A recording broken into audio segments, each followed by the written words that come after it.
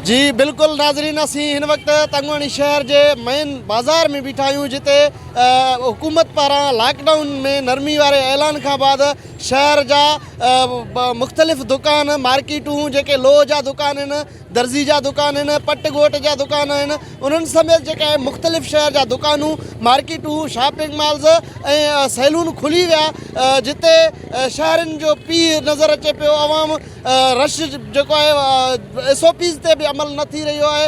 हिते बेल सवारी बे आम जाम हले पई जेको शहर अंदर SOPs ते अमल वारो हुकुमनामा हुआ हुकूमत जा, उहे उन्हनि ते अमल नज़र नथो अचे।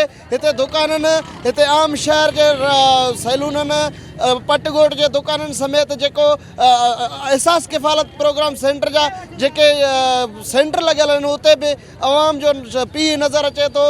लॉकडाउन जे नरमी जे ऐलान शर्त ई शहर में माण्हू घरनि मां निकिरी आया। शहर अंदर अवामी रश ऐं अवामी पीउ नज़र अचे पियो। हिते शहरनि खे मास्क वग़ैरह जेको आहे नए पातल ऐं बेल सवारी समेत ट्रांसपोर्ट जो आमदरफ़्त बि जारी आहे हिते। जी